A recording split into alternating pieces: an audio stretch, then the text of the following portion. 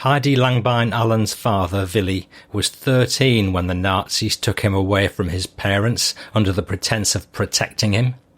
Instead, he was moulded into cannon fodder for use against the Russian army. Fighting Through Podcast, episode 69. Willi Langbein, German boy soldier. Papa and I were walking to the train station.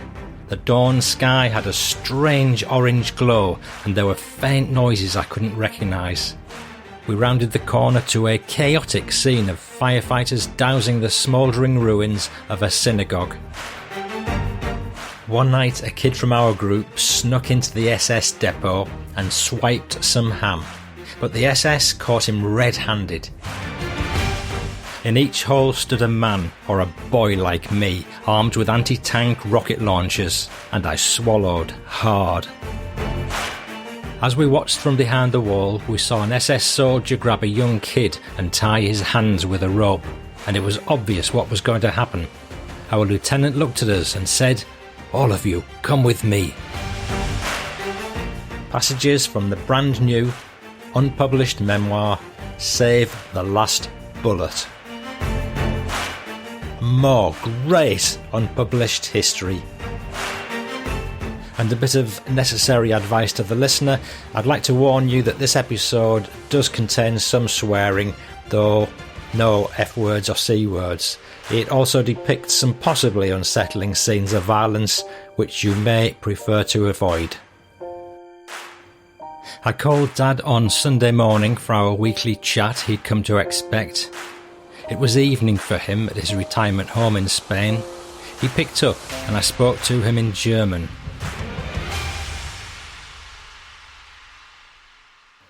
"Hi Dad, how are you today?" "Kampfstimmung." "Fighting mood," he declared. "Did you have your Cuba Libre?" I asked. "Well, obviously," he exclaimed. "What would be the point otherwise?" "Dad, can I ask you some questions?" "Sure, fire away." "I'd like to pick up where we left off last week. Tell me more about your first battle." "Ah, yes." He paused, as if to collect his thoughts. Then, in a distant voice, he started telling his story. Muss ich weiter erklären, dass wir in diesem Schacht, den wir gegraben hatten, standen und wir haben nicht etwa im Abstand von 1 Meter zusammengesessen. Standing behind us on that day. We stood in the holes we'd dug at distances of about 10 metres between each hole. In each of them there was a man, or a 14-year-old boy like me. Each man had 4 Panzerfaust anti-tank rocket launchers at his disposal. The transport truck for the Panzerfaust was a short distance behind us, so we could get more in case it became necessary, because it was a disposable weapon and could only be fired once.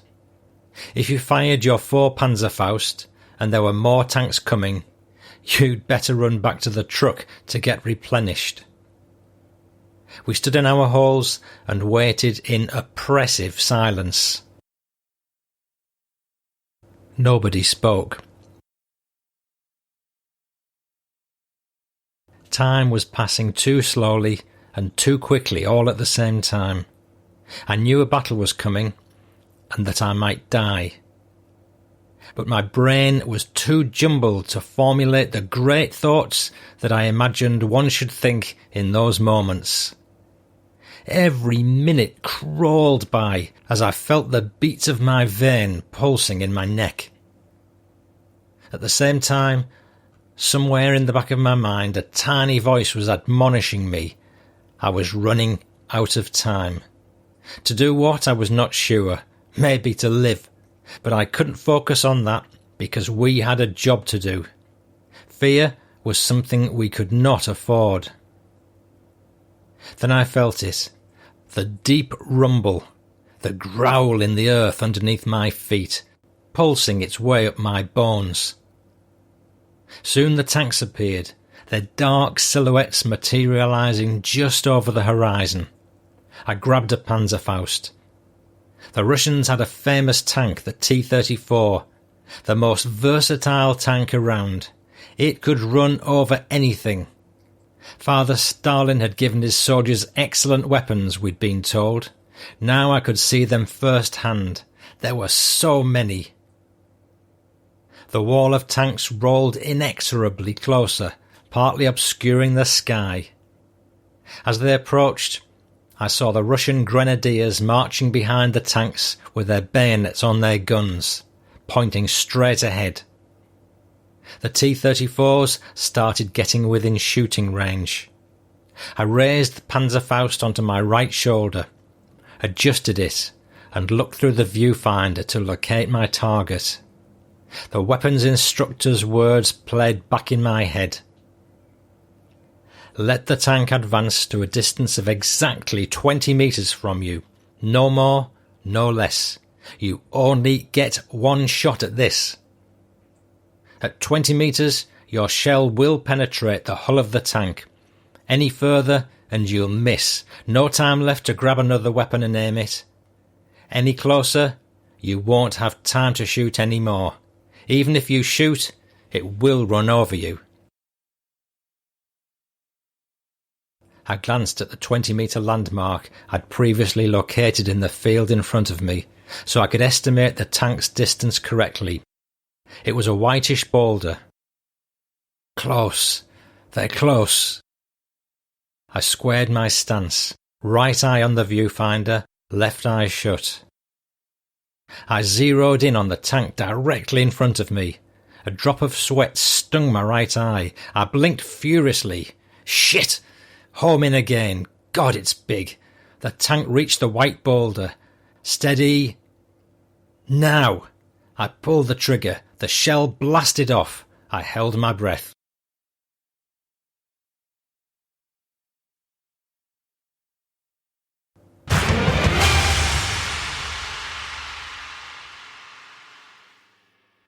Hello again and welcome to the Fighting Through podcast.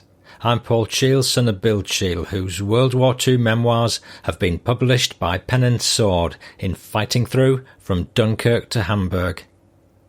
The aim of this podcast is to give you the stories behind the story. You'll hear memoirs and interviews of veterans in all the countries and all the forces. I dare you to listen. And never was that ritual dare more relevant than now. Heidi Langbein-Allen from California wrote in a while ago now with news of her completing her late father Willi's memoirs of being a boy soldier in the German army. And what you've just been listening to is just a preview of my word. So, we'll come to more of that later in the show, and you'll find out then who comes off better between Willi and the tank.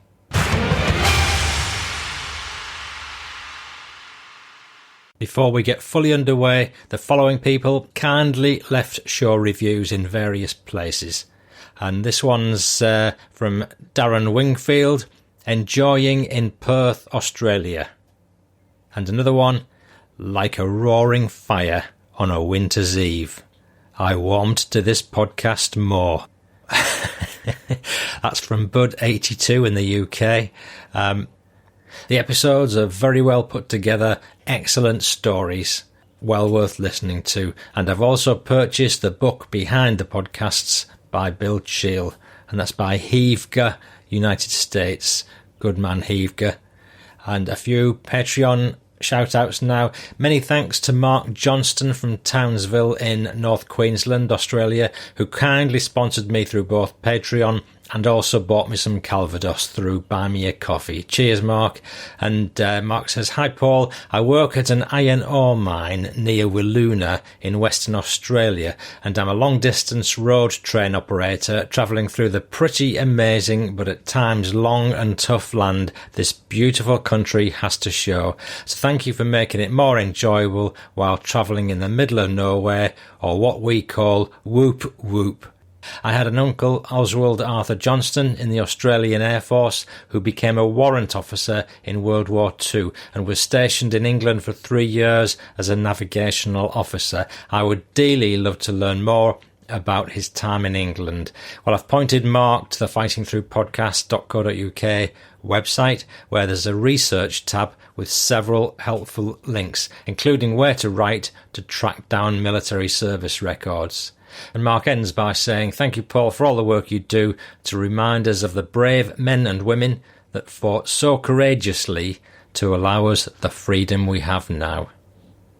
And there's a PS, "I work on a roster. I do what we call FIFO, fly in, fly out, and I'm presently in Perth waiting for my connection flight. I'm going to become a member of your podcast and will be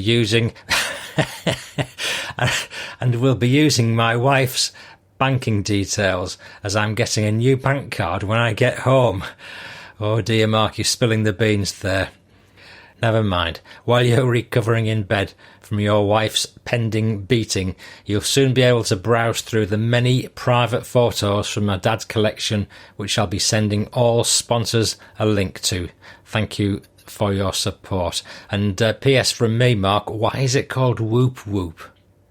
And hey, Mark, those 10 bottles of Calvados really went down very nicely. Thank you very much. Cheers to Hannah Gray from Seattle, USA, who's also generously bought me some glasses of Calvados. And Hannah said, "I come from a long line of veterans. My great-grandfather was even a POW in Germany during World War I. And Hannah's sent me a family story and some absolutely amazing photographs. So I'm going to pick that up in a future episode. Thank you guys, all of you."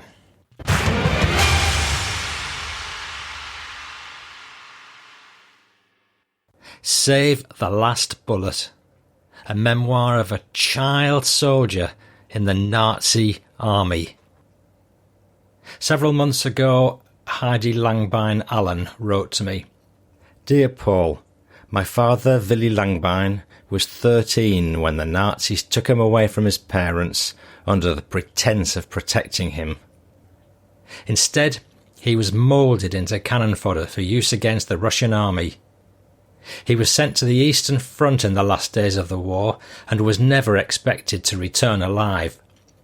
Having survived against all odds, my father gives an eyewitness account of the devastating effects of war from his unique perspective as a child soldier. I've written a book as yet unpublished in memoir form, transcribed from audio tapes he narrated in German and from my many conversations with him. I strongly believe his story should be shared with the public due to its relevance to current events." Well, Heidi sent me her manuscript and a few other bits and pieces, and I have to say I couldn't stop reading it until I'd finished it. It was a real page-turner. So what follows are extracts from the book. It's a selection of passages which together paint an awful but accurate picture of what this young man went through at a ridiculously young age. So here's Save the Last Bullet by Heidi Langbein-Allen.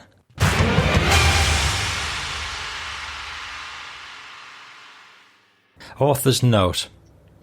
After I had pestered my father for years to record his memories as a child soldier in the Nazi army, he finally agreed and narrated his story in German on cassette tapes, which he converted to audio CDs and sent to my sister and me in 2007. After I got them, I listened to them once, and feeling I'd somehow accomplished my goal, sat on them for the next 9 years. In 2016, the realisation set in that my father was 86 years old, one of the last living soldiers of World War II. He lived in a nursing home and was not doing well. How much time did I have left to ask him questions? Over the next year and a half, I made weekly phone calls to my father and interviewed him as much as I could on his story. He willingly agreed and was pleased that I expressed interest and wanted to know more. Unfortunately, his health was rapidly declining, and he, who had always had a prodigious memory, could not recall certain things any more. I could sense that other memories were just too painful for him. I didn't want to press him and make him relive the trauma of war in the twilight of his life just to satisfy my curiosity, not unless he volunteered the information. Sometimes when I would ask him a probing question about the war, he'd get very quiet, and eventually he'd say in a soft voice that seemed to come from far away, I don't remember. Nevertheless, I was able to fill in many gaps that complemented the taped recollections of the harrowing experience that so deeply traumatised him. In the process, I came to understand that his emotional distance as I was growing up was a wall he'd built to bury his pain. He had had to contain the dam to move forward. I tell my father's story in his own words, without judgment or apology.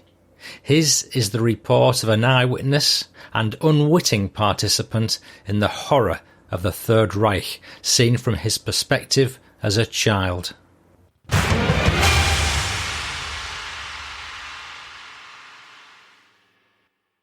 (1937) Being an only child and the male heir placed a heavy burden on me from an early age. Only the best would do, and I had to excel in everything that I did. Papa made that abundantly clear. My parents took a keen interest in my education and liked to leaf through my school books, wanting to understand what their child was being taught and curious to compare them with the ones of their own times. We were all sitting at the family room table one afternoon. I was doing writing homework. She read out loud, "Children are a gift of God, and an adornment and a source of happiness for the parents. Therefore, the education of their children is the most important and the most sacred duty for parents. The school will help the parents with this important task, and through parental discipline and planned instruction will mould the children into worthy and useful members of the family, the community, the state, and the church." "This is so true, Joseph, isn't it?" she said, pausing after the paragraph with a satisfied sigh. "Yes, Maria, that's correct, as it should be," nodded Papa in agreement. He picked up another textbook and read the introduction. "Here, Maria, listen, another preface by the Führer. He who wants to live, fights, and he who does not want to fight in this world of eternal struggle does not deserve to live. And this challenge to our boys.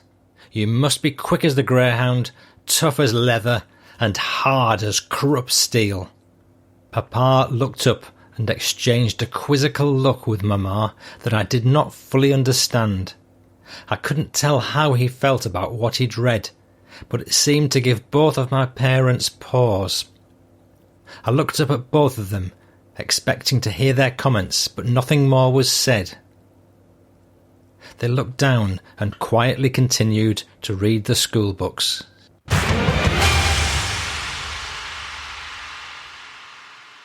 November the 10th, 1938.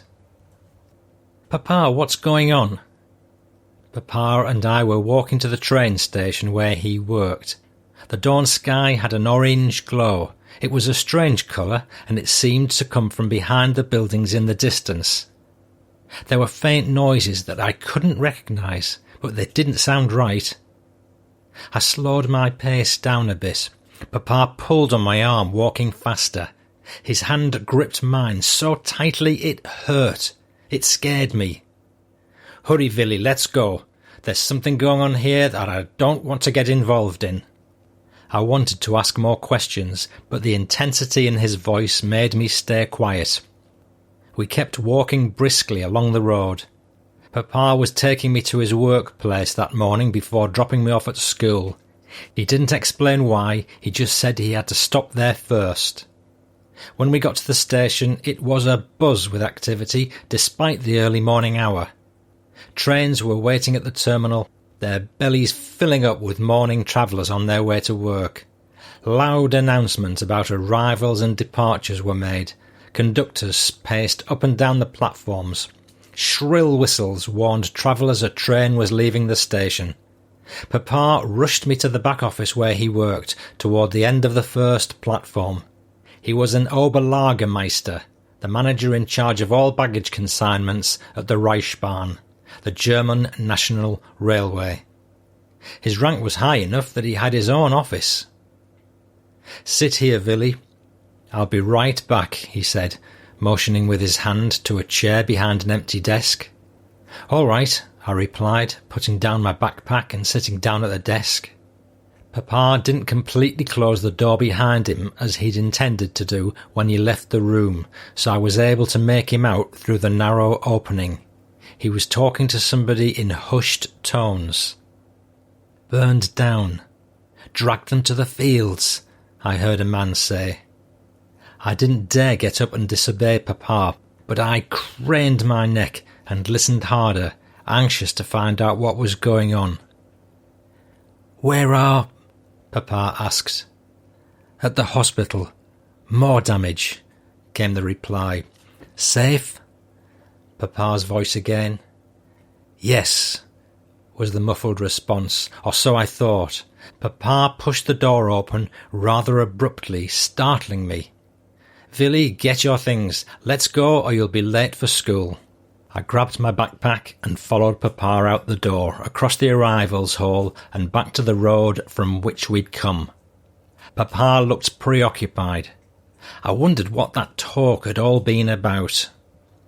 When we turned the street corner to get to my school, we walked into a completely unexpected and chaotic scene of firefighters dousing the remainders of a fire at the building right next door to the secondary school for boys, where I would transfer to from primary school in a couple of years.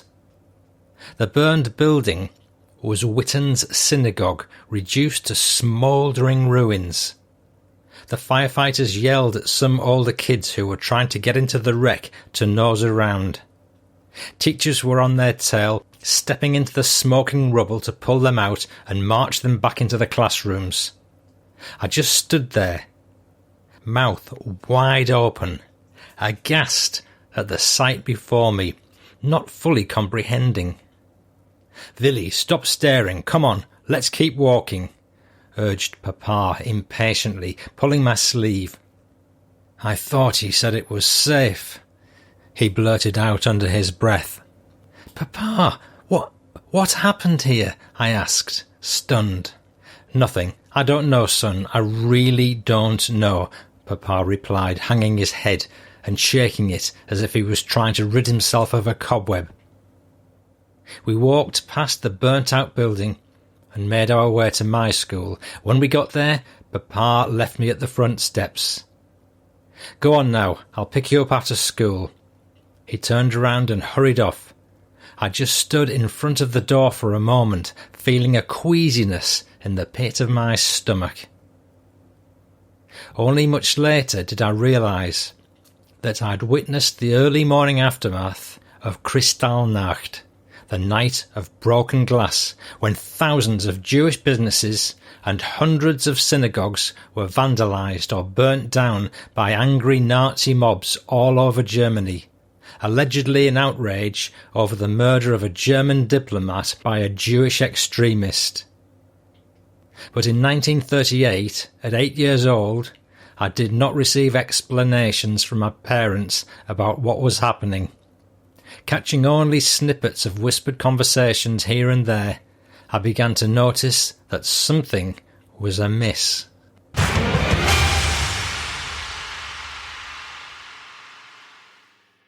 Papa came home one evening after attending a mandatory National Socialist German Workers' Party, NSDAP, town hall meeting and started a hushed conversation with Mama in the family room. I was in my room, but as the walls were very thin, I could almost hear everything they said. I was surprised by their whispers, which made me instantly curious. The group leader lamented that certain citizens continue to take their money to the Jew instead of supporting the honest German merchants. He said that the last word has not been spoken yet on this matter, I heard Papa say. "That's nonsense," I heard Mama hissing. "Tell me where to buy my shoes? Who do they think they—" "Hush, Maria, you're going to invite trouble." My father's voice came through a little stronger. "But Julie is my friend." The muffled voice of my mother trailed off. I walked into the room, and my parents acted as if they were busying themselves with something else that demanded their full attention.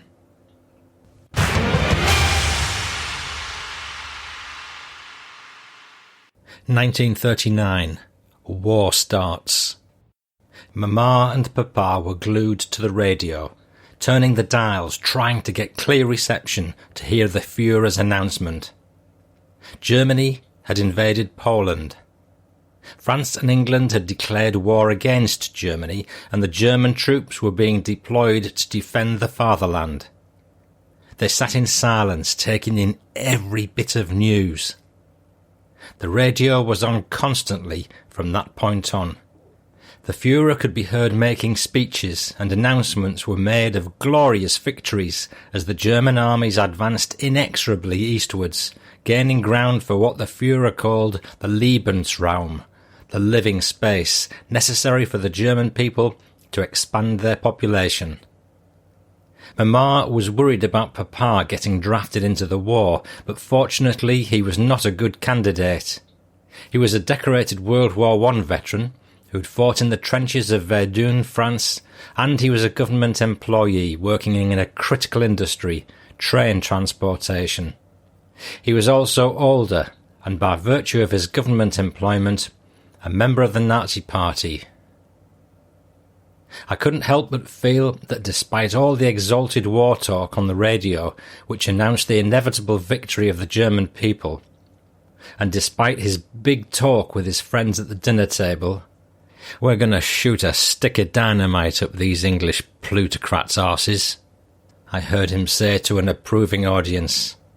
Papa was not really telling the truth about how he felt. There was something about the way he looked at me when he thought nobody was paying attention that made me uneasy. His mouth was set in a thin line, his jaw tight. He looked afraid.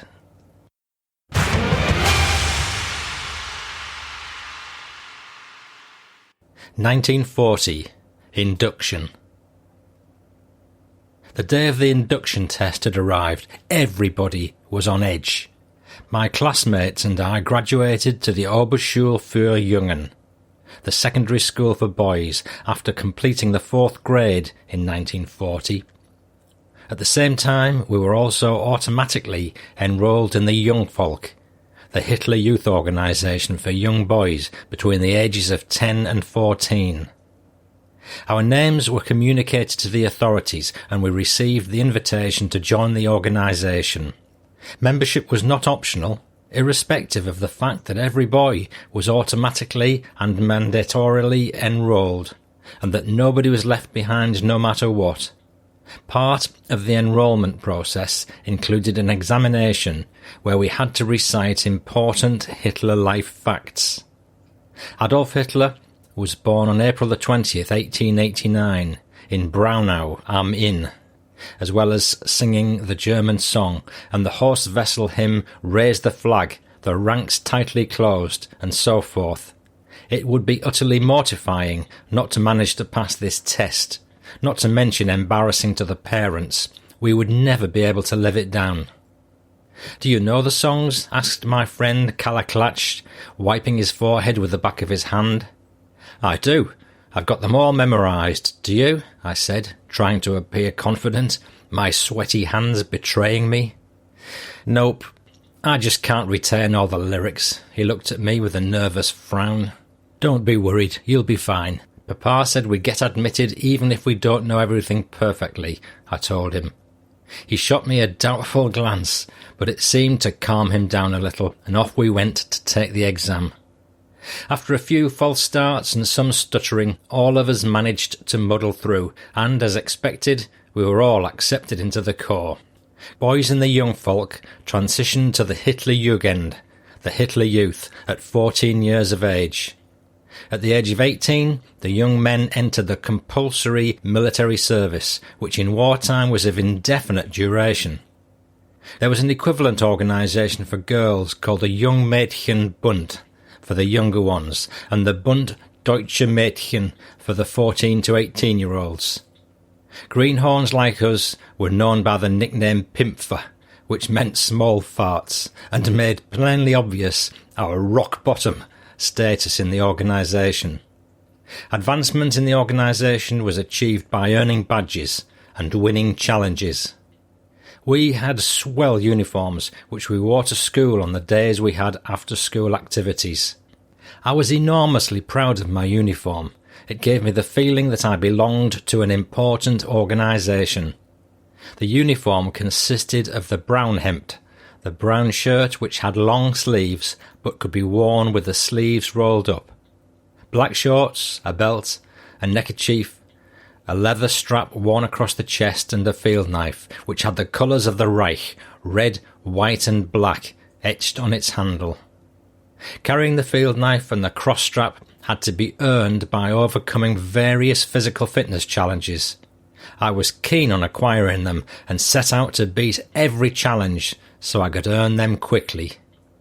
Young folk was exciting. We played sports and outdoor scouting games in the neighbouring fields and woods. There was one game I loved. We formed two teams. One team carried a red kerchief in their pants pockets, and the other team carried a blue kerchief. The object of the game was for one team to hide and leave hints and clues for the other team, the pursuers. The pursuers' goal was to find all the opposing team members within a certain amount of time. Whenever a kid was found, he was tapped on the shoulder 3 times and had to give up his kerchief. Once all kerchiefs were collected, the game was over. I was rather good at finding people and routinely managed to find my buddy Kalle, who seemed to always end up in the opposing team. "Oh man, not again," sighed Kalle the umpteenth time I found him hiding behind a large log and tapped him on the shoulder. "Sorry, pal. Hand over the kerchief," I grinned, collecting the item. Hanging his head, he started walking toward the starting point, then turned around. "I'm out of here. See you later. Do you want to walk home together?" "Yeah, after I kick some more butt over here," I chuckled. Kalle rolled his eyes and left. Another field game we played was a simulation battle, where we learned to throw hand grenades with practice grenades made of wood. We'd dig foxholes and opposing teams threw grenades at each other and collected points every time one hit the mark and blew up an enemy. Of all activities, however, my favourite was shooting practice. They took us to the range to practice target shooting with air rifles. The target was a cut-out figure of a man with the heart marked as the bullseye. We received high praise for hitting the target, and as I had outstanding aim, I was often shown to the others as an example to follow. At the end of practice, we'd line up and the instructor called out the top 3 marksmen. I was almost always first. "Look at Willi, that's the way to do it. This is the way we show the enemy we are superior and how we bring them to their knees. This is the quality of the elite troops we produce, that the world fears and that make our Führer proud. Heil Hitler!" the instructor used to shout. We'd snap to attention, right arm raised, and shout back in unison, "Heil Hitler!" I felt 3 inches taller every time I heard my name called and saw the admiring looks the others gave me. It made me want to participate and improve my skills even more. The activities were scheduled every Wednesday afternoon, as well as Saturday and most Sundays. This meant I could not attend church regularly anymore, which did not make me too sad, because the young folk events were way more fun than sitting in a church service. We didn't get to do many family outings anymore either, since we were so busy with the organisation. The mock military drills and marches increased in frequency, and we were told that soon our turn would come to have the privilege to serve our Führer and our country in battle. We were giddy with excitement at the prospect that we would soon be real soldiers, like the grown-ups in the newsreels that were winning all the battles for the fatherland and getting shiny medals. I can't wait to kick some Tommy butt. Or, let's give the Frenchies what they deserve, one or the other kid would announce, everybody else hooting and hollering in response. As time went on, it seemed we were spending less and less time with our families without really noticing, like the frog in the pot of simmering water who doesn't realise he's boiling until it's too late.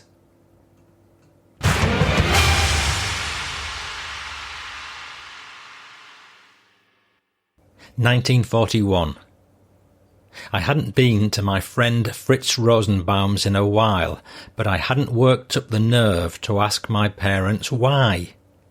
I was afraid to ask because I thought I'd figured out the answer. I couldn't go and see my friend because his dad was a Jew. Herr Fritz Rosenbaum was Jewish, and Frau Julia Rosenbaum was Christian.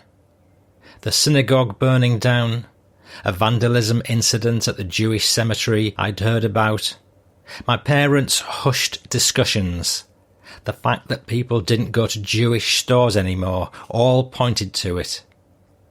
Because these disturbing events lingered in my mind, I started noticing things, like the stars that Jewish people had started wearing on their sleeves.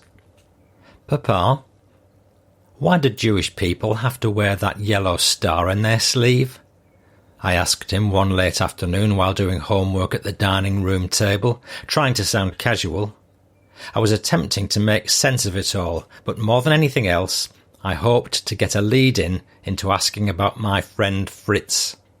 Well, so people will know they're Jews, of course, he retorted, peering up from his newspaper and over his spectacles with narrowed eyes. Clearly annoyed at my asking such an obvious thing. But why do people have to know? I insisted. Boy, mind your homework and stop asking stupid questions, came the sharp reply from behind the paper. I held my tongue. I knew that pressing further would lead to a belting and nothing else. It just didn't make any sense to me. I thought of Herr Rosenbaum having to wear that thing and wondered how it made him feel. He was so nice and good-natured. He always had a smile on his face and kind words to say to everybody. I couldn't understand why people needed to know that he was a Jew, like it was a bad thing.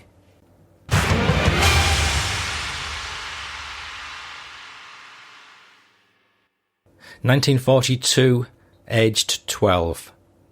By 1942, at 12 years old, the war had become fully noticeable to me. The English were aggressively bombing German industrial cities. Witten had not been the target of too many bombings yet, and at night the air raid sirens we heard were typically warning of bombings that happened in the neighbouring cities of Dortmund, Bochum or Wuppertal. These cities were not far from Witten, and we could clearly see the air raids unfolding in the sky. It was a mesmerising show, like bright fireworks. First we saw the sky light up with so-called Christmas lights, red and green flares set off to spot enemy planes. Then we could see the planes and the flak soldiers firing the anti-aircraft guns at the planes, and sometimes the planes fell out of the sky.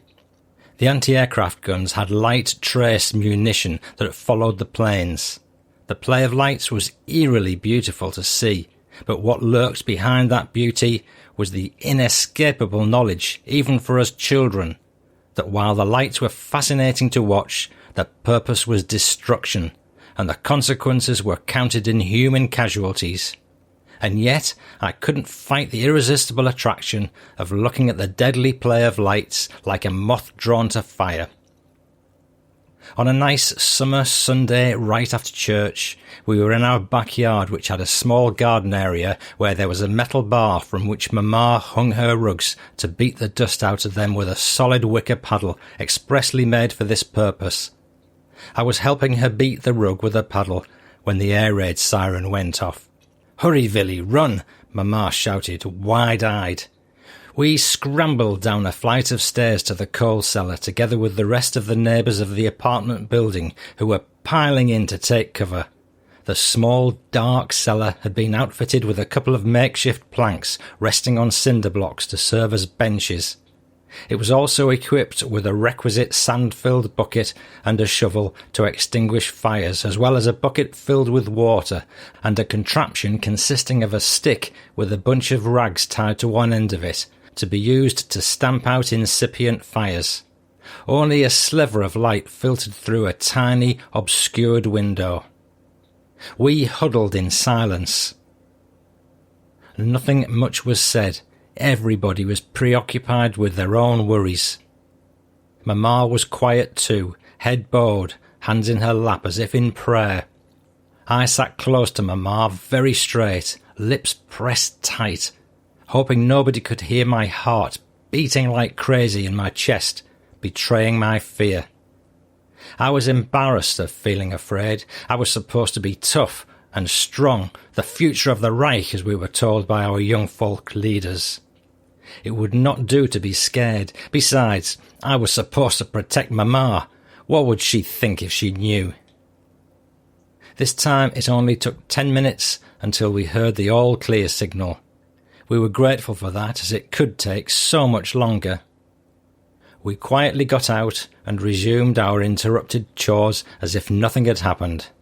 Air raids had become part of our everyday life.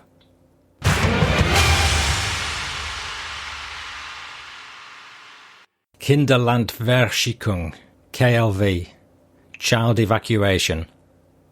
To protect against the threat of ever-increasing air raids and because of serious replenishment issues in cities, about 2 million children were evacuated to rural areas of Germany until the end of World War II.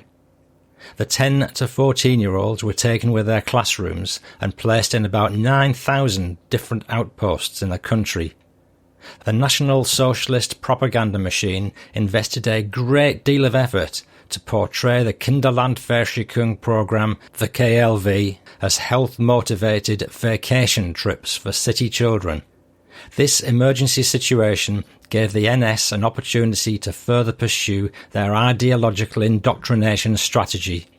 The children would be protected from the war and would simultaneously be exposed to political and ideological indoctrination, as well as to paramilitary drills while removed from the influence of their parents and the church, away in surrogate homes, pensions and youth hostels.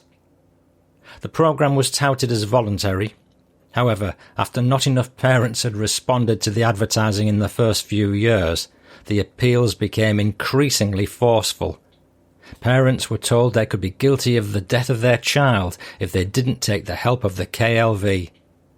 In some jurisdictions, like the Rhine-Ruhr region, parents were required to sign statements declaring that they'd repeatedly been made aware of the dangers to which they exposed their children by leaving them behind in air raid emergency areas, and nevertheless refused to accept the assistance offered by the party and the state, therefore expressly taking full responsibility for the loss of their children's health or life as a result of future enemy air raids.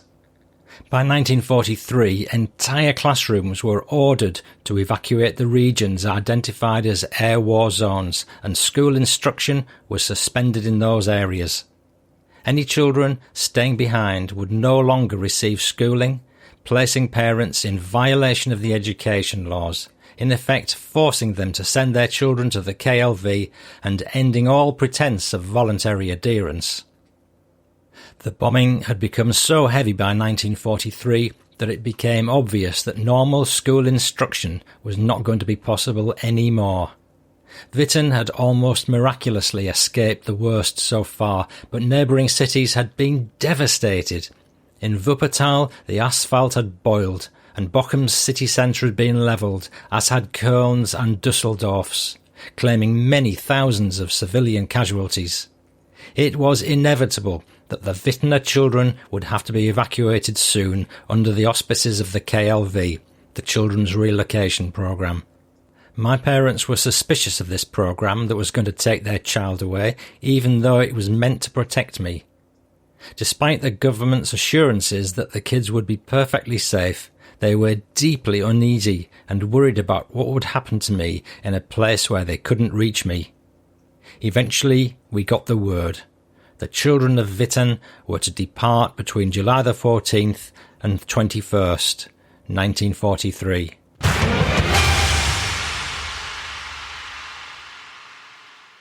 The Vollmars. The Vollmar family lived in the district of Peterhausen on Spanierstrasse, number 30.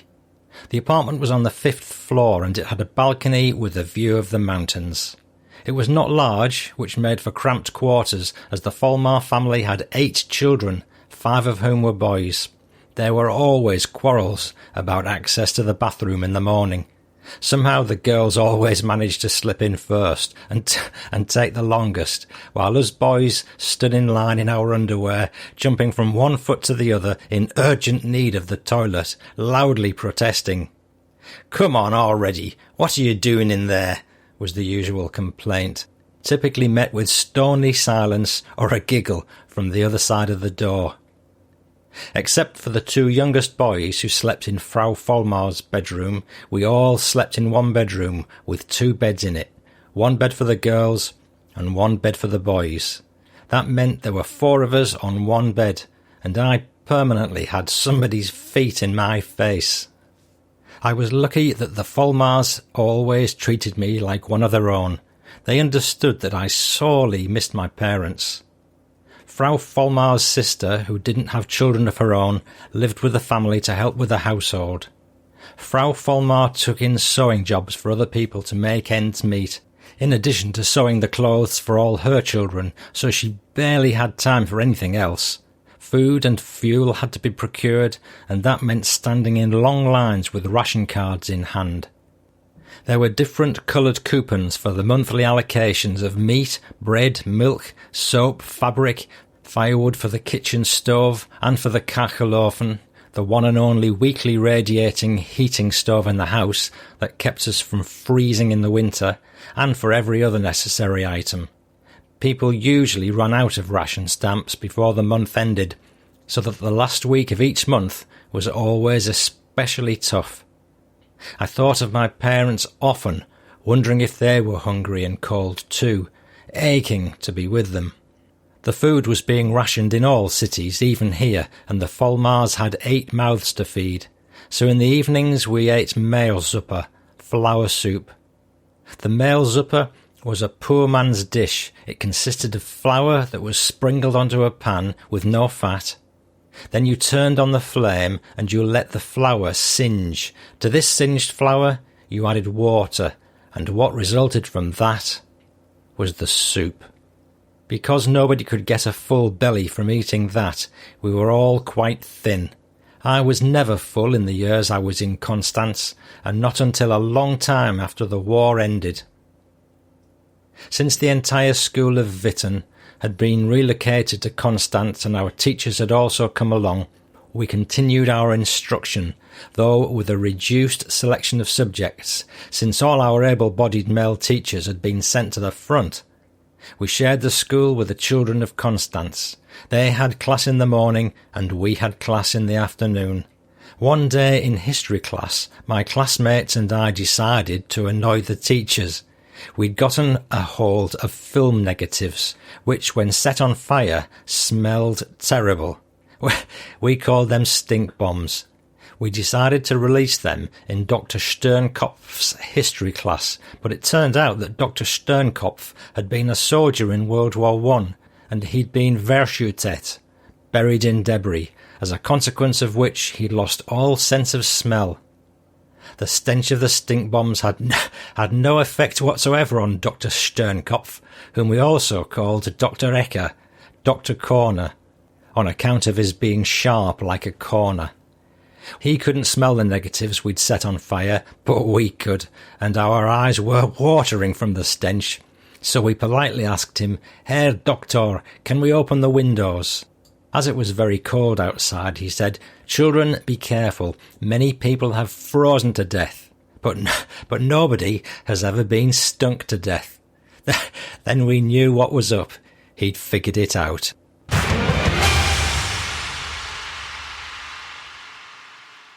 Hitler Youth. I graduated from the Young Folk into the Hitler Jugend when I turned 14 in May 44. As disciplined as the Young Folk had been, starting with its flag salute every morning, continued by marching drills, listening to recitations of the Führer's doctrine, and singing of patriotic songs before school every day, the HJ was a more practical organisation. It was subdivided into various formative groups that would lead to a military specialty. For instance, there was a group for future pilots, the Segelflieger, which was called the Flieger HJ, and other groups for infantry and naval disciplines. I was placed in a group that was under the purview of the NSKK, the National Sozialistische Kraftfahrerkorps, the National Socialist Motorised Unit. We were to learn to ride motorcycles. We were supposed to receive both theoretical and practical instruction. Unfortunately, there were no motorcycles to be ridden because the military had requisitioned them all, and our unit leader, who was a little lax in his conviction, used to say, "Boys, do what you want, take off," and we'd run and goof off for a while.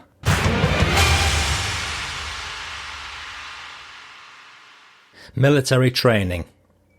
In early September 44, 3 Waffen-SS Panzer Troop commanders came to our school looking for soldiers. "Boys, a great privilege is being bestowed on you today by the Führer." They stood in front of the class, impressive in their double-breasted black uniforms with the SS runes on their high collars, black breeches and slick black leather boots, the German eagle and swastika prominent on their officers' hats. "Today we're going to select a few of you to receive valuable military training so you can defend our fatherland against the Bolshevik threat, the evil enemies of the Reich who want to destroy us."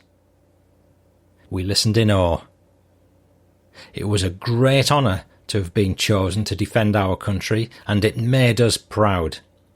My mind replayed the newsreels that reported about the evil Allied forces that wanted to finish us, first by bombing all our cities to kill all our civilians, then by torturing and starving the survivors, and the heroic efforts our soldiers were making to protect our mothers and fathers, brothers and sisters.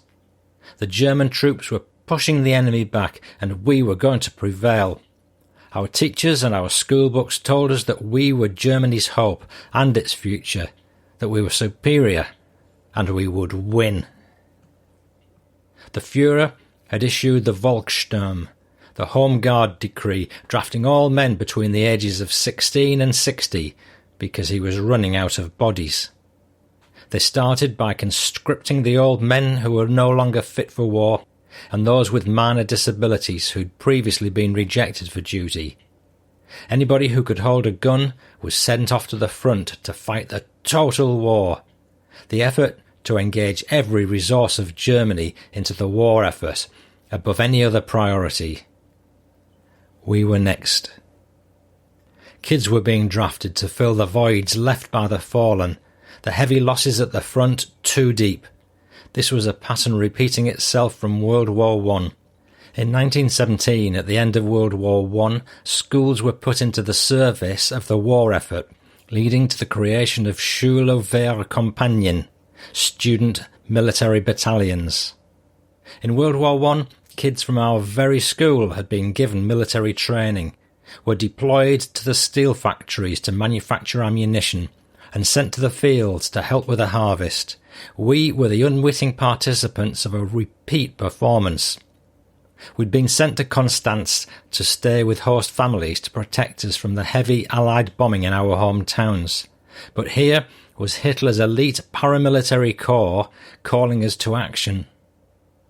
2 of the officers walked down the middle aisle between our desks in silence, scrutinising us carefully, while the third one stayed in front.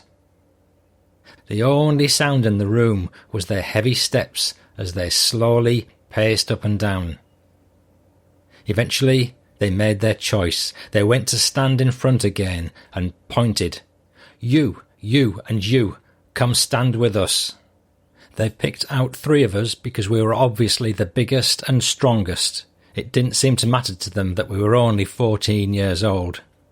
We were sent to a military readiness training camp in Traunstein, a town south of Munich, near the majestic Chiemsee Lake. It was a 2-month programme intended to teach us how to handle different weapons. After the training, we were to return to school and resume our normal activities, but would be called if the Führer needed us. Among the weapons we were taught to use was the P38 pistol and the Sturmgewehr machine gun. We were told that this was the first machine gun in the world that shot true at 1,000 metres, a superior piece of equipment. The last thing they taught us to fire was the Panzerfaust, the bazooka, a weapon designed to explode enemy tanks. They explained to us that German weapons were more advanced and far superior to the armament of our enemies, especially the Bolsheviks, who sometimes still used primitive horse-drawn carriages. We were told that not only was our weaponry superior, but also our intellect. The course lasted from early September to the end of October 44. We were quickly disabused of the notion that this was in any way a glamorous assignment, as we'd somehow imagined when we were picked up for the privilege. The barracks where we stayed were large 2-storey buildings with mess halls and offices on the ground floor, and the dormitories upstairs. We got up at 6 o'clock in the morning, were given little to eat then and not much more the rest of the day.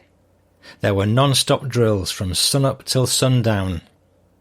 At night, utterly exhausted and with growling stomachs, we crawled up the stairs by the skin of our teeth to the dorms, and the whole thing started back up at 6 a.m. the next day. We did get to watch a lot of newsreels.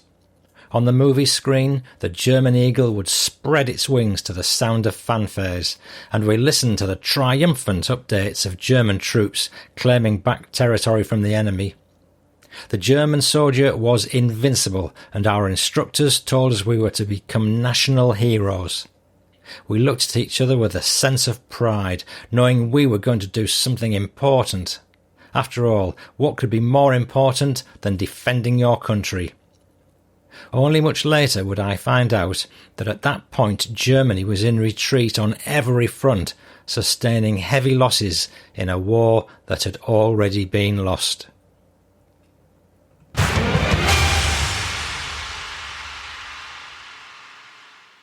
Caught stealing. One night a kid from our group snuck into the SS depot and swiped some butter and ham. Nobody realised how different this act was from what we'd done before. The risk of being caught was always there, and we knew there would be punishment. Perhaps we'd be beaten, made to perform menial chores, or not fed for a few days. But somehow we still did it, because the stomach cramps were too painful to bear. But the SS played by different rules, and they were keeping watch. They caught the kid red-handed. It turned out that stealing from the SS carried the death penalty by firing squad. This is something we had not known.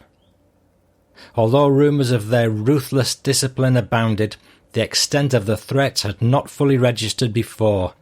It's questionable if another outcome would ever have been possible, but in early 1945 any vestige of clemency was defunct and had long since given way to the increasingly erratic and violent behaviour of Hitler's forces. Our headmaster desperately tried to intercede on the boy's behalf and pleaded with the SS to spare him.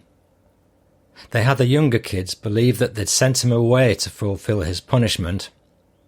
They sent the little ones somewhere early the next morning on a field trip, but they left us older ones, 13 and up, behind. We were to be taught a lesson. It happened quickly and matter-of-factly. It was a bleak, cold spring morning, the smell of snow still in the air.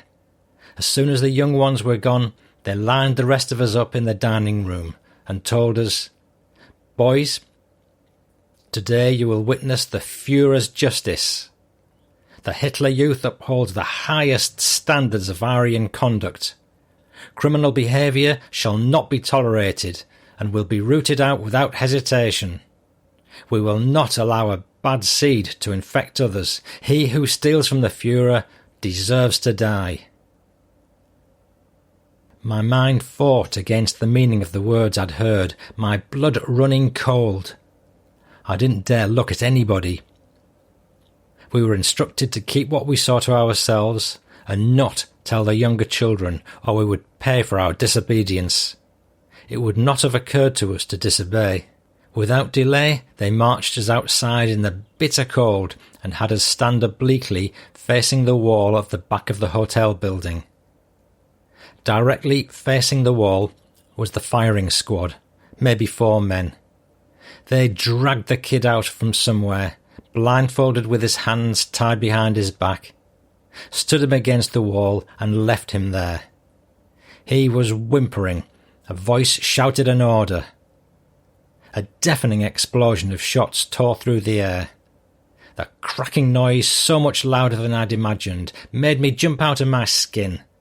Blood spattered on the white wall behind the kid, and he just fell like a rag doll. A wave of nausea engulfed me, but sheer terror prevented me from moving a single muscle. I was rooted to the ground. Somehow we were marched back to the inside of the building.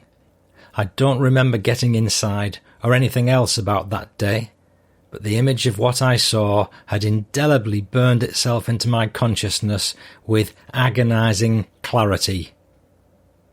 We never spoke of what had happened.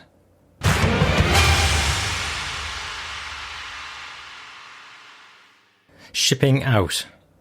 We were shipped out of Schleching to meet up with the German army on March the 18th, 1945.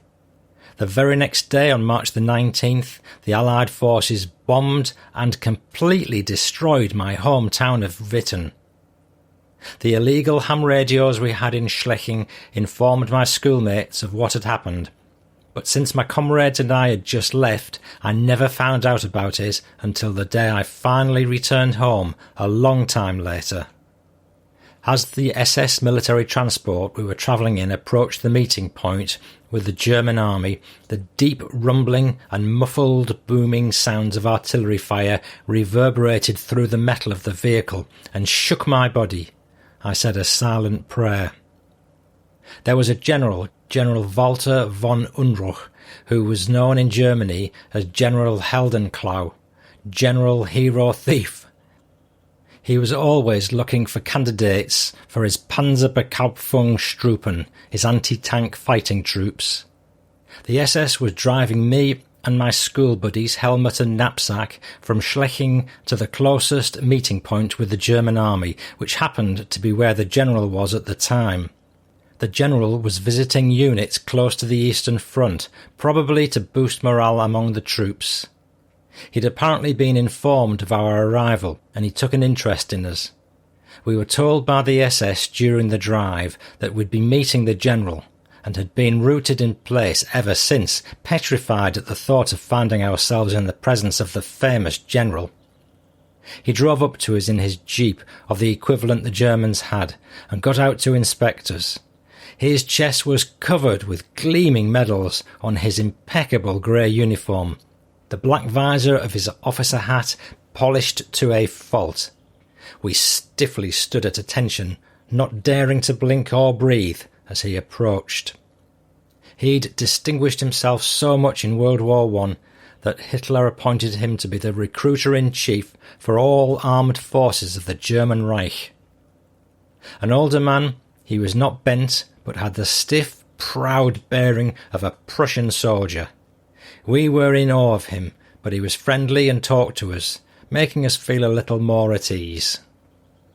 "Jungen, come with me," he motioned to us to join him in his military vehicle, and said he was taking us to his unit in the south of Bavaria, a fully motorised panzer unit. The 3 of us rushed into the back seat. "You will experience the full might of the German armed forces. You get to be part of it," he said, turning to us with a smile. The whole thing felt like a movie to us. We were driving in a fast car with the famous General who was making conversation with us. I could hardly believe my luck. People would give anything to be in the presence of such a legend. Knapsack elbowed me in the ribs, grinning from ear to ear, fidgeting in his seat like a 5-year-old. I elbowed him back, looking at him sternly in an attempt to make him stop so we could pretend to look composed. His open-mouthed grin only got wider, and I knew it was a lost cause. When we arrived, we were immediately shown to temporary barracks and were issued uniforms. We were mobilising the same day, so there was no time to waste.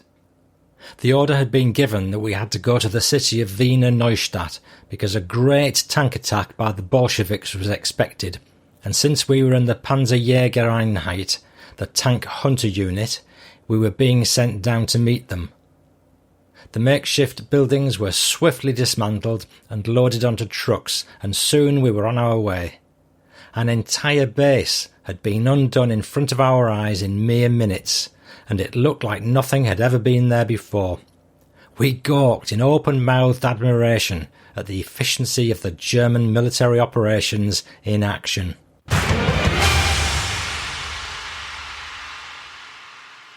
The Panzerfaust, the bazookas, were stored in a bucket in the truck bed. The Panzerfaust was a fearsome weapon that had the ability, if properly shot, to enter a tank through the front, penetrate its hull, and explode inside. We'd been trained to use it at camp and had been advised of its deadliness. Remembering the training, I watched the weapons swaying in the bucket with a touch of apprehension, even though I knew they couldn't explode that way.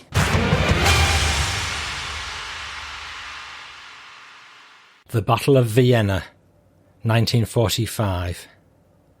On March the 30th, 1945, Soviet troops crossed into Austria near Koseg, Hungary, only 50 miles away from Vienna. Between April the 1st and the 2nd, they captured Wiener Neustadt and other neighbouring towns, threatening to advance.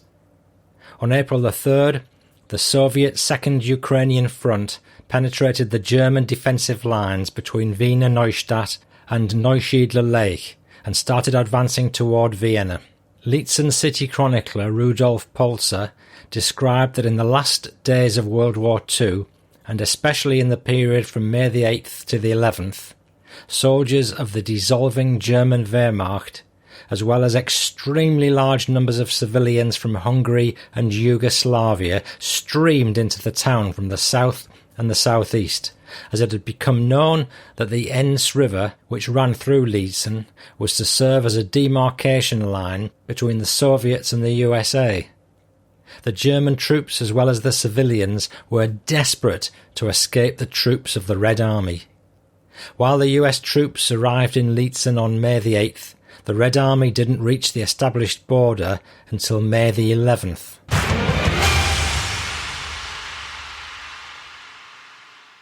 As we approached Wiener Neustadt to engage the Russians on March the 31st, 1945, I saw the majestic Neusiedler Lake straddling the Austrian-Hungarian border in the distance. Something in that beautiful but unfamiliar view reminded how far I was from home. For a moment I was back at Opa Johannes farm, running through the tall wheat fields that swayed and rolled in the wind like soft golden waves. Suddenly it all became real. A chill ran up my spine, making my hair stand on end in the back of my neck. I squirmed uncomfortably in my seat, my body willing me to jump off the moving truck. But I couldn't do that. I couldn't turn back and leave. I was trapped. I was inexorably getting closer to the war, whether I wanted to or not. At that moment it became clear to me that I didn't want to be there. I just wanted to go home. Our convoy slowly got to the front line. The sky was leaden. Moisture was in the air from recent rains. We got to an open field that was a muddy mess from being trodden on by the troops and equipment of the panzer unit that was there. Everything was abuzz with activity. Trucks, tanks and guns were moving around everywhere, seemingly without a clear direction, although I felt there had to be a purpose to all the movement that I could not discern. I swallowed hard. This was it. This was the front, and I was going to fight my first battle. Suddenly I heard the first real cannon I'd ever heard in my life up close. It was a blast so hard that my feet lifted off the ground, my heart jumped out of my chest, and my hero's blood no longer ran red. My hero's blood ran brown because I got so scared I shit my pants.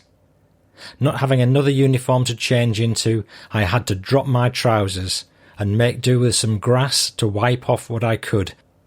Everybody who'd arrived in the convoy was dispatched to the front line with shovels. Our leaders knew more or less where the Russians were going to come from, and we, the tank hunters, were told to dig deep holes in the ground.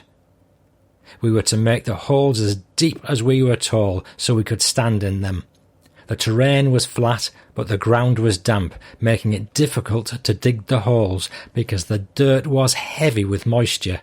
We struggled to get the job done. As we dug, we'd taken off our Sturmgewehr and our Panzerfaust, but we kept the weapons next to us. "Los, los, Kameraden!" shouted the lieutenant with urgency. Time was of the essence. We dug faster. Eventually, we were done, and we nodded at each other before we climbed down into our holes. We could just barely look over the hole with our heads. Behind us, we were told, was the Italian Bersaglieri Light Infantry Division.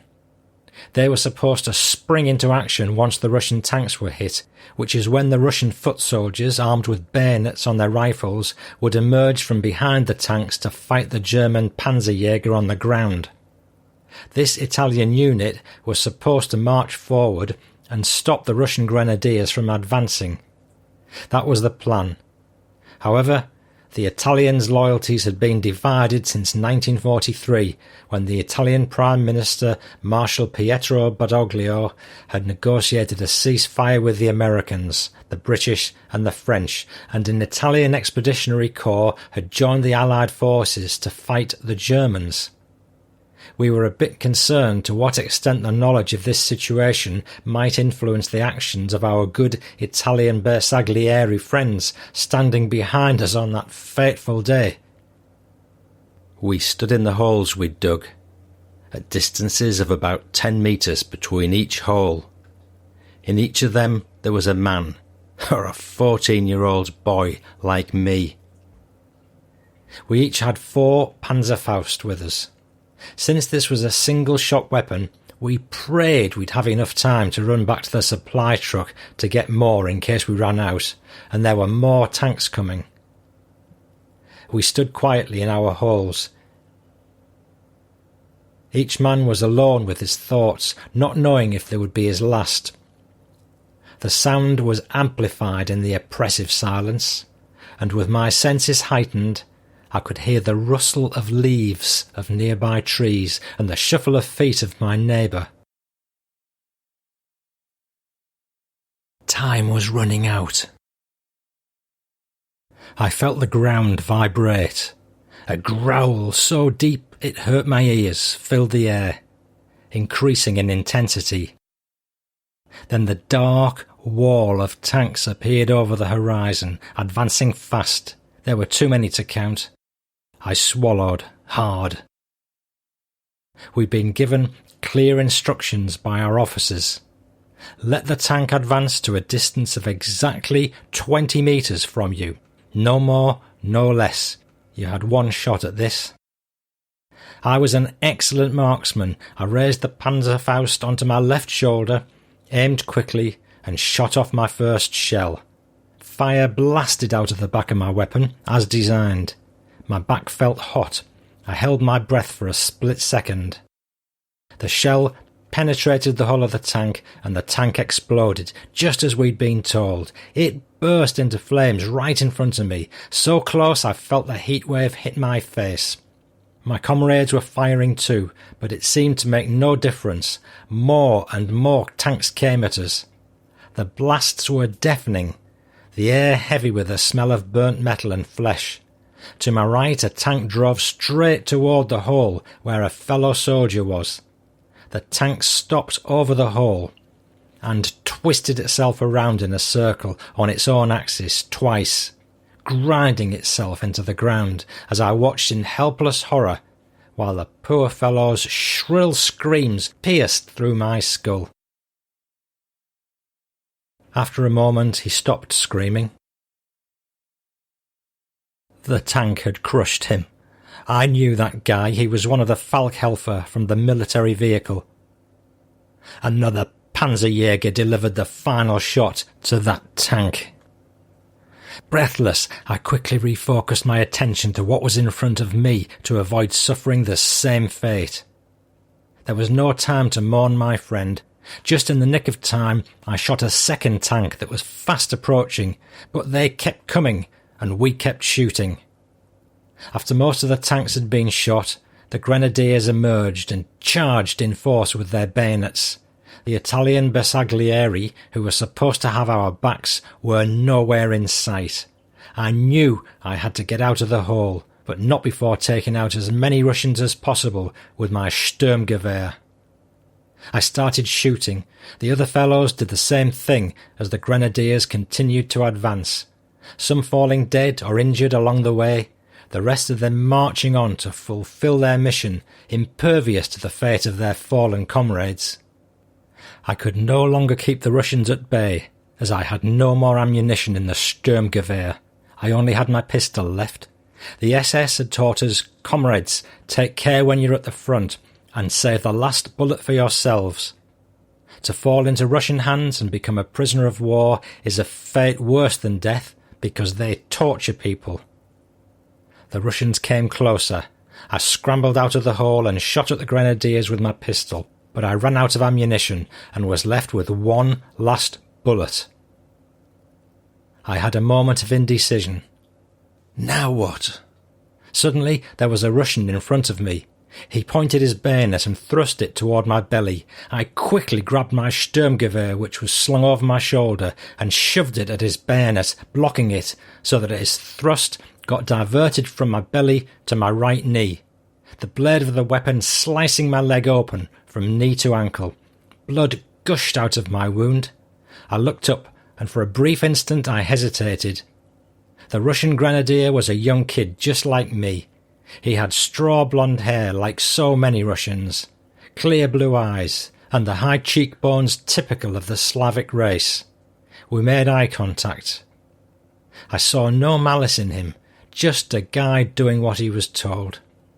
He recovered his wits and struggled to dislodge his weapon from my leg.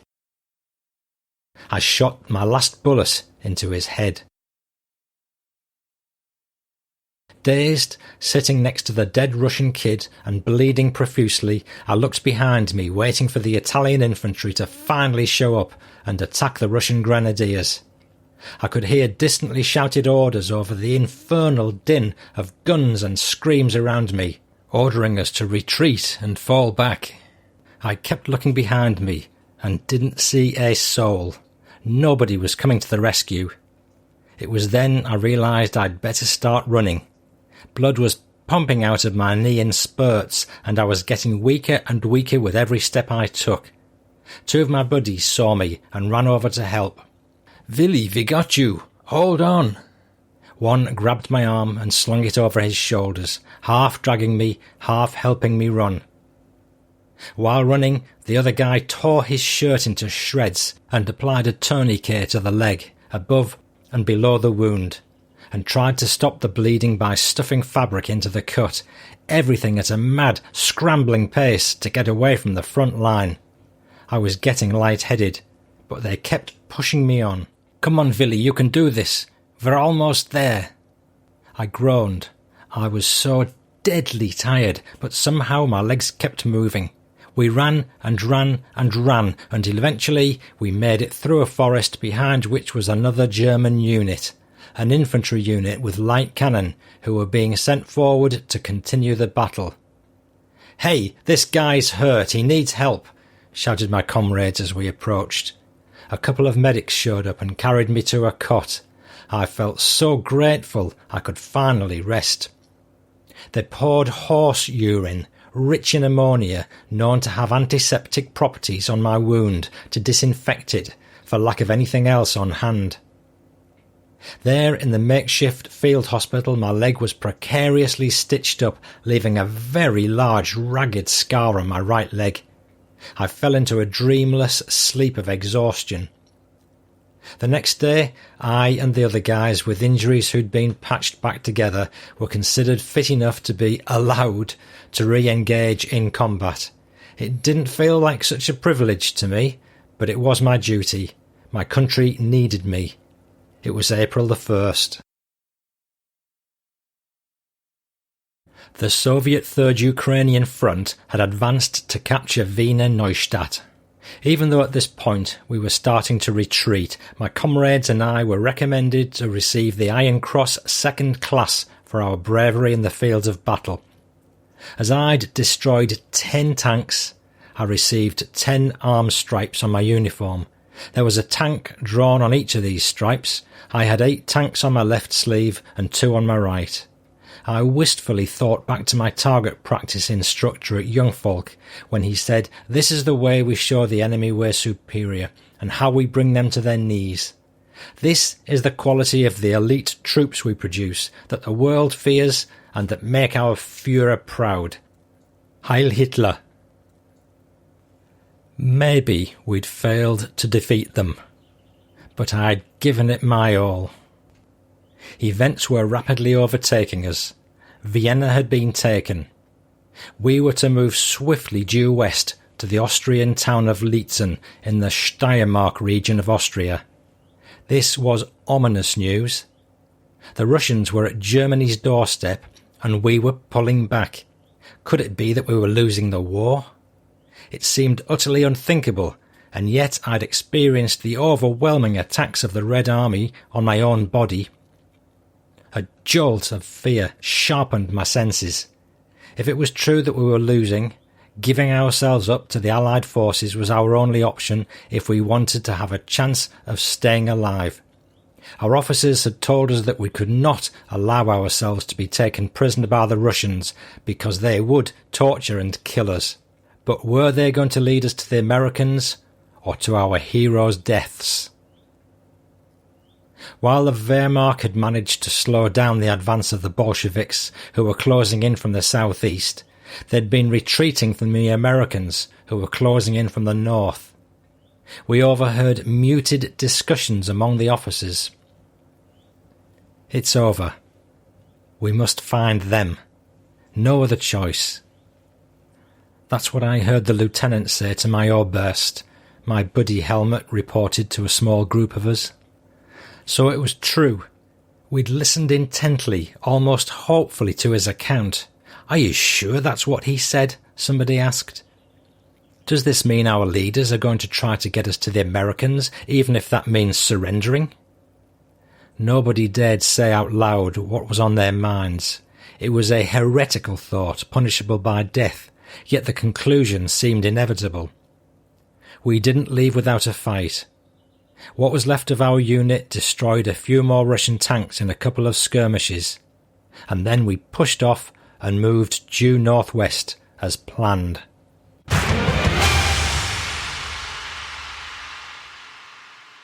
We were driving through the next town, the name of which I never knew because it had all started blurring together in my mind, steadily progressing towards Lietzen. We'd stopped our convoy to try to obtain provisions from the civilians and saw droves of people so frightened of the advancing Red Army that they were trying to leave on foot or on bicycles, with just the clothes on their back, heading west in search of safety.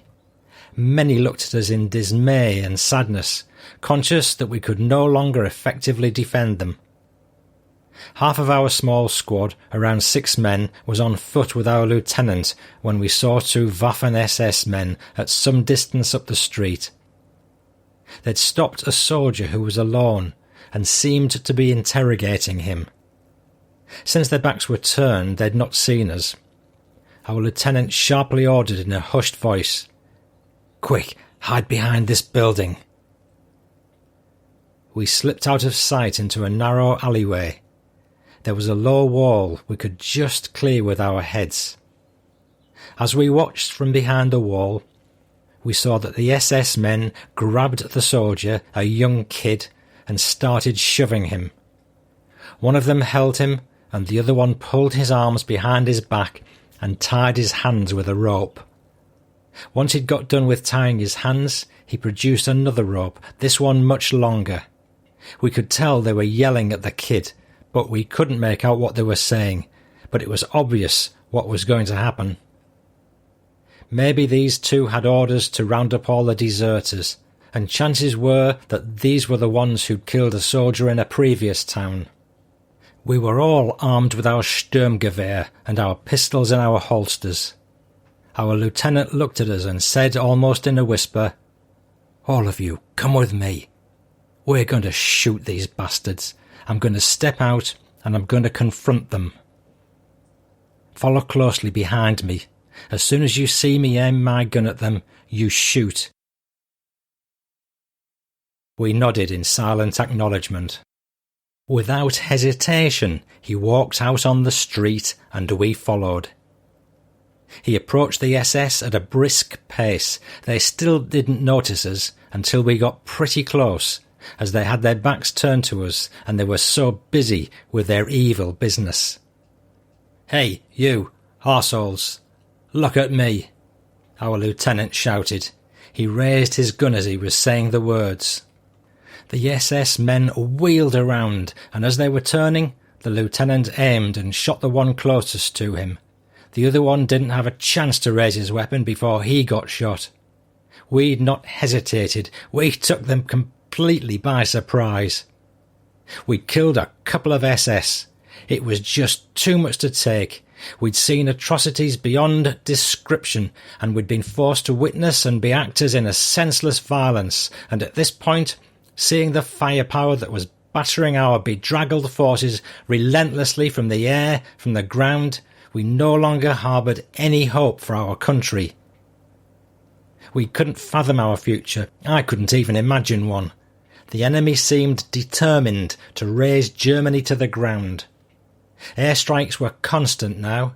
Several times a day we could see the American Thunderbolts and the British Spitfires flying low, en route to hit another German target. The only thing my buddies and I could think of is that our families may all be buried under the rubble, that we may have lost everything. And then to see our comrades in arms being murdered by our own forces in repayment for their service, in defence of our country, when their only sin was to have accidentally survived the impossible, was an injury too unjust to bear.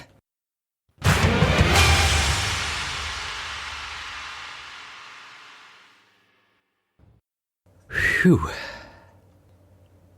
Willi more or less ends his war there, with him struggling to get back to the relative safety of the Americans and at least to escape the Russian advance. And there are more fighting stories of surrender, internment and harsh treatment by the Americans, the long road home, bootlegging adventures and dodging Allied bombs, and even a bust-up with his teacher when he gets back to school. And did his parents and friends from hometown Witten escape the deadly Allied bombing? There's a tale of friendship with a British soldier, and we'll also hear about Willi's fascinating career after the war.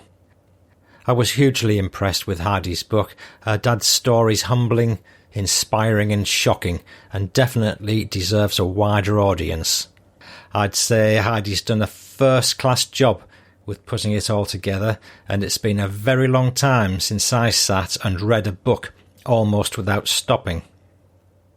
Heidi's completed a manuscript, so if there are any publishers out there who might be interested in taking this book, do get in touch, either via myself or through Heidi's Facebook. It's the first link in your listening app. The manuscript's in English, obviously, and Heidi's currently translating it into German by popular request from many friends.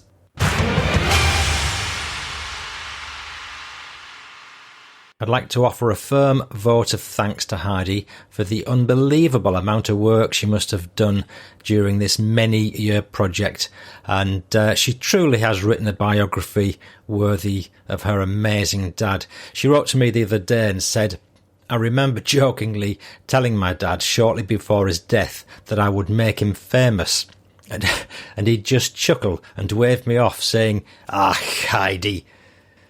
Well, Heidi, there's one thing I'll add, that if your dad is up there watching you, he'll be so very proud indeed, and I'll invite everyone listening to join me and say, how good is that? To everyone who's listening to me, thank you so very much for your support and for making the time to listen to me. Do keep in touch howsoever it pleases you. Above all, enjoy. And please do hear me next time. And now we're going on to the PS.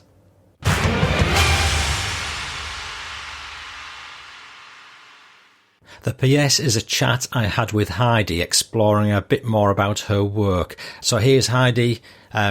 She lives out in California. How long did it take you to do this? This started off as a project to just collect family history.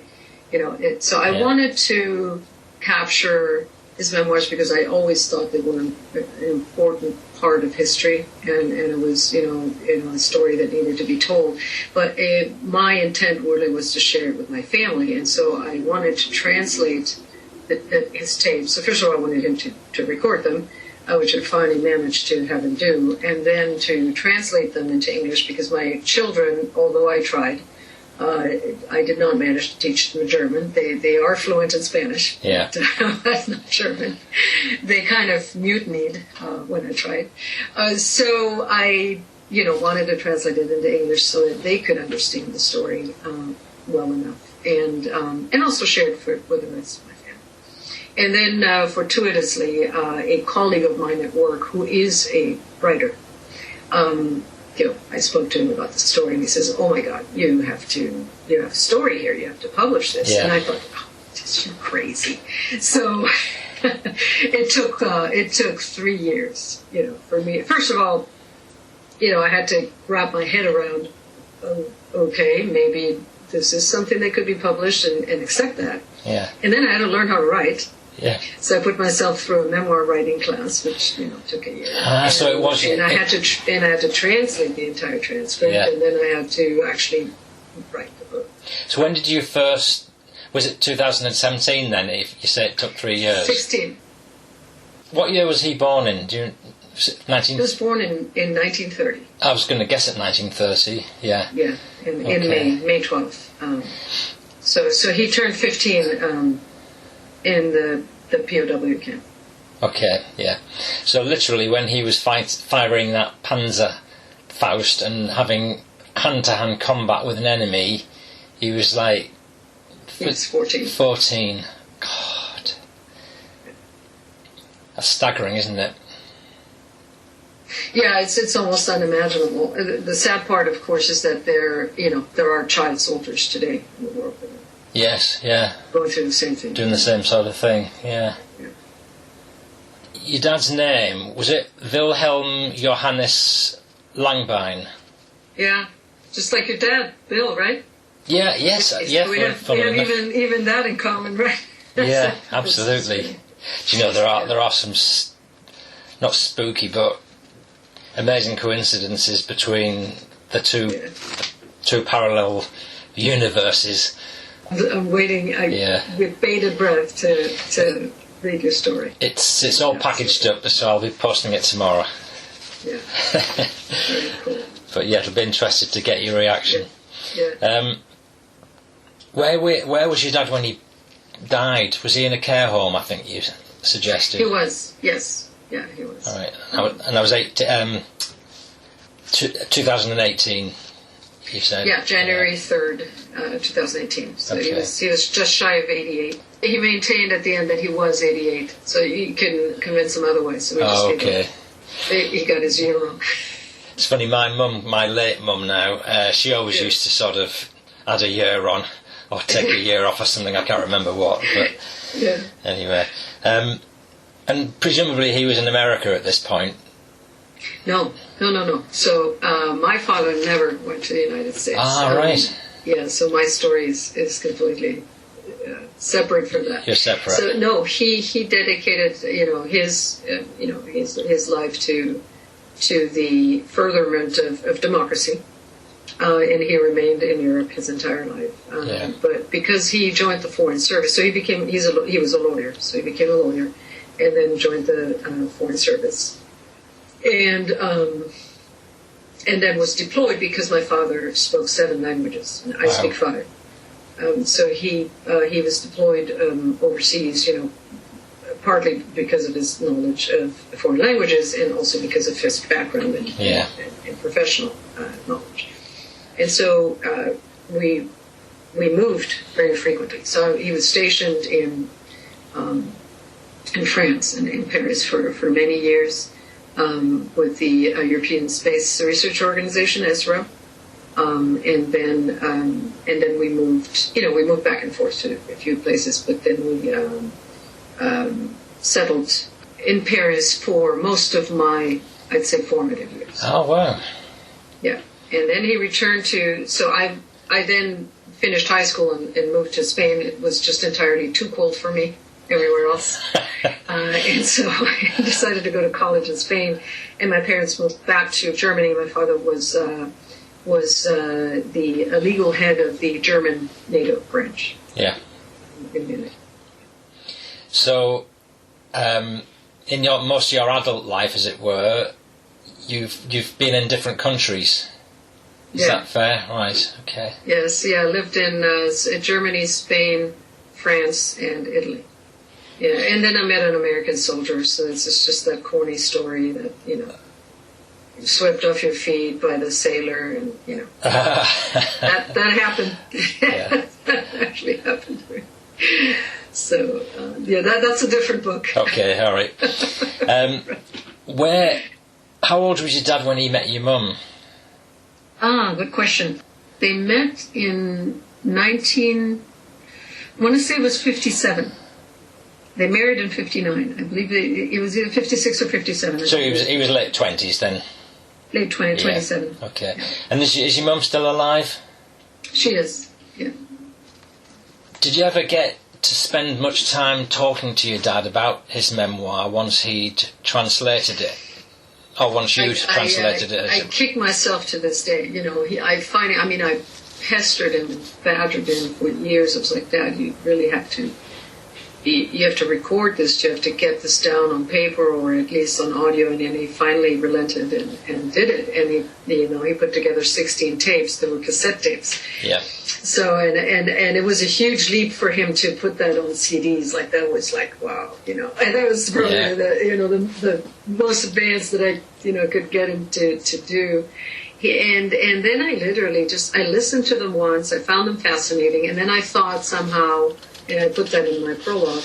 That I somehow thought, okay, mission accomplished. I'm done. This is great. I'll work on it later. Well, pretty soon, 9 years had gone, and so that was my huge mistake because then my father was so much older, and I just woke up to that fact one day that I didn't have that much time left. And from that point on, I did make a concerted effort. I talked to him almost on a weekly basis. Oh, that's good. That's good. And we discussed, not every day, but every time. But he was very willing to, share. He was happy that I was interested. Yes. And I was able to fill in some blanks. Yeah. You shouldn't beat yourself up too much that there may be things you didn't ask him, because I found with some of the veterans I've interviewed, because they've rehearsed their memory and their stories so many times over the years, that is just about all they do remember. And if you diverge off the beaten track, then they can't remember it. One in particular, Wilf Shaw. I mean, he's passed away now, but he was in Normandy, and try as I would, more than one occasion, I could not get him to remember much at all about what he did at Normandy, and yet there were times when he was in action, there's no doubt about it, but for some reason he chose not to remember it at some point, and then later on he couldn't retrieve it. I think that has a lot to do with it. Yeah. So my father would, that's part of, I think, I do have like a little line in the prologue about that too, that I observed the same thing. There are memories that he just chose not to retrieve. Yeah. They were too painful. Yeah. there are a lot of things that were left unsaid. Things that he, didn't want to relive. Yeah. I certainly wish there were times when I could have my dad in front of me again to ask him stuff. But it comes back to saying, realising that he probably wouldn't remember. Yeah. So it's tough, and I didn't want to, just like you probably didn't want to necessarily, bring up that pain again. Yeah. Either. Yeah. So have to be respectful. Yeah. Okay. Have you ever traced your dad's journey through the war? Gone to places to see the places he was at? Not enough. So right. I want to do more of that. Unfortunately, my job is very demanding. Yeah. So I have limited time. Okay. And opportunity to do that. But I'm familiar with the locations because I knew them, as a young person. Sure, yeah. And then I have had the occasion to go to a couple places, but I want to retrace the steps exactly when I have an opportunity to see every specific location. Yeah. Oh, well, I hope you do. I hope you see some of them at least, because it's the ones I've seen with Dad. It's quite cathartic being able to visit them physically. Yeah, one thing I wanted to ask, he was obviously indoctrinated at the early stage of the war into the Nazi way of thinking. Do you think he got past that after the war, and did he retrieve his sense of correctness, or did you ever sense he was conflicted by his beliefs or his former beliefs? Yeah, I think that he was actually quite successful. Yeah. Because he was so young. Yeah. So I gave that quite a bit of thought. It's like the radicalization, right, of youth, of children is a preferred weapon, right, of authoritarian regimes, because that's how you get people to do exactly what you want. Yeah. And Germans had a word for that, right? I mean, they perfected this, right? The Gleichschaltung, which is the sort of the equalization of this belief system, and spreading that out over every part of German life. And so it was pervasive indoctrination at all levels. I mean, there was simply no escaping it. And every one of the institutions was to the service of that, right? So even the former democratic institutions were used and abused to serve that very purpose, right? Yeah. And so it was done extremely well. And I think that by virtue of him being so young, and luckily Germany losing the war, and him having been in the war for a very short time, which allowed him to survive, I think was instrumental in him being able to deprogram. Yes. And he was also of exceptional intelligence, so I think that helped. Yeah. So he was a very sharp person, right? So he got it quickly. Yeah, he must and have that's been. why he was extremely angry. And conflicted. Yes, angry, conflicted, depressed. I mean, imagine, that you discover literally that. And you understand that everything you've been told was a monstrous construct, and so and I mean, and some people sadly we see that, right? They don't have a problem with that. They embrace that. They want an autocratic system because they believe it benefits them, so they might be perfectly comfortable with with this. And my father was not. Yeah. In fact, that's why he took his career where he took it. Yes. To prevent that from ever happening. Yeah. It's fantastic what he did. Really is. Yeah. He put his money where his mouth was, right? So, he was he had a lot of integrity. Yeah. So, a man with a high sense of ethics and duty. Okay. Did you ever receive the Iron Cross, or did he ever receive the Iron Cross medal? Yeah, so that's in the book. So the Iron Cross, these were literally the last days of the war. So Goering was the one who awarded it to and I may get the term wrong. I think it was to their group. So the Panzerfaust, the Panzerjäger group. Yeah. That in that division that he was in. So it was I guess the collective award. Yeah. And so there was no physical, object that he received. You see what I mean? Okay. Yeah. And So it was a symbolic award. So his group was awarded the Iron Cross second class. I understand. I just wondered if there'd been a follow-up where they'd all been individually given one, but I suspect by the time it got round to anybody manufacturing them or whatever, the war was over, wasn't it? Exactly. It was, it was futile. I mean, it was literally already, was it mid-April? Yeah. Probably run out of crosses at that point. Yeah. Yeah, that was a flippant comment, wasn't it? Have you got any memorabilia of from his war years? Like there was a portrait, wasn't there? Somebody painted or sketched of him? Yeah, very, very few. And the few I have are very precious, of course, they were with my mother. I have pictures, though. So the only thing really that he did was able to save or have with him was his discharge paper. Yes. The discharge form, the Entlassungsschein. That, of course, corroborates, his story. Sure, yeah. Has his thumbprint on it, and details about where he was and what division and who released him. Yeah. And a spoon, United States Army issued spoon. Yes. So, and it does say U.S. Yeah. on the hand. Excellent. Yeah. That must have been.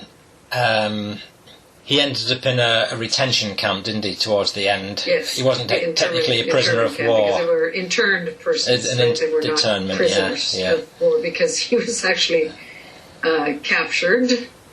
Actually, they gave themselves up after the war. Technically. Yeah. I've got several of Dad's memorabilia. One of the best one is his bayonet that he brought back from Dunkirk. But sadly, or otherwise, I haven't got it myself. My dad gave it to the Green Howards musician. I'll start that again. My dad gave it to the Green Howards Museum in awesome. In England. So I've been to see it. I've got photographs, so that's nice. Yeah, so my father carried the bayonet scar from the Russian soldier his whole life.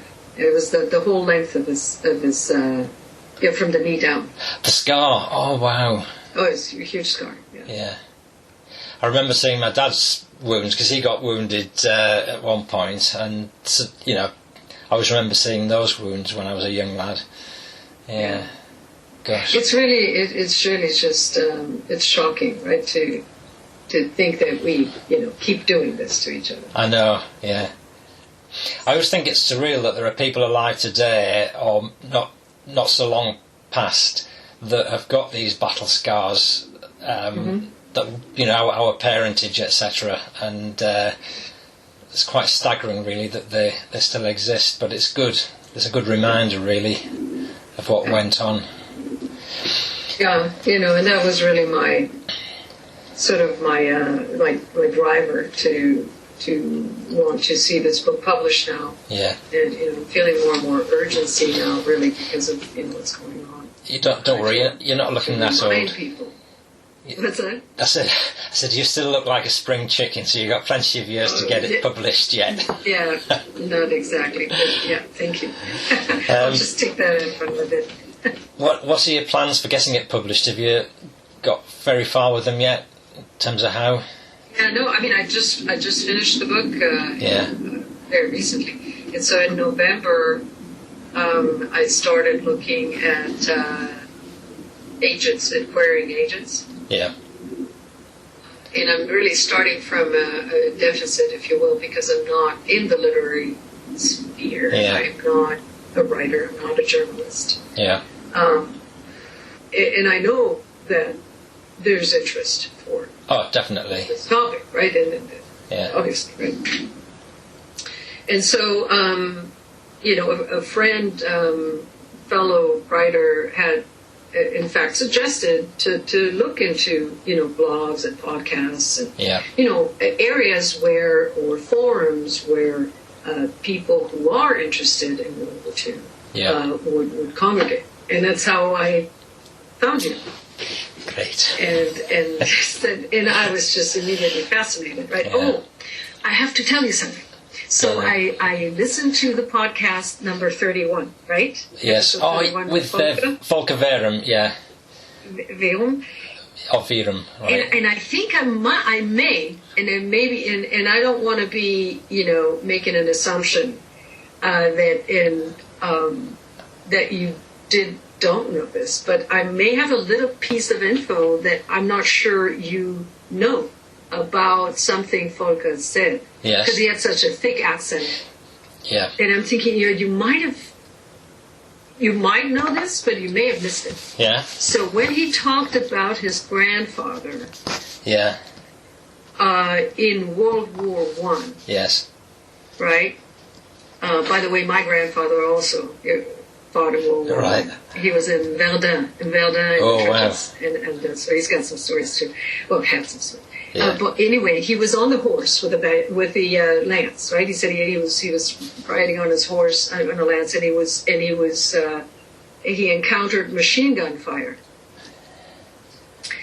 So what he said, and he said it with such a thick accent that I'm not sure that it might have gotten lost. He said that a bullet from the machine gun hit the button of his uniform, and the button saved his life. I'll have to re-listen to it. I can't remember now.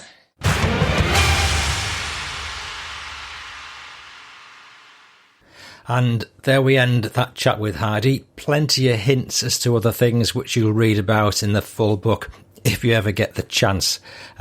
Be certain you'll hear all about it on the Fighting Through podcast, especially if you subscribe to my Facebook page, Fighting Through, or better still, Heidi's Facebook page, and there's a link in the show notes. Heidi's got a great information pack and immaculate manuscript. If any publishers are interested, please do get in touch. But Paul, say 20 times, it's Verum, not Verum. So if anyone wants to check back on the story of the button which Heidi referred to about Volker Verum's button incident, it's episode 31.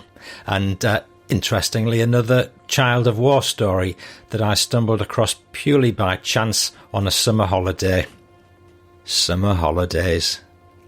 I remember those. I'm Paul Cheall saying bye-bye now.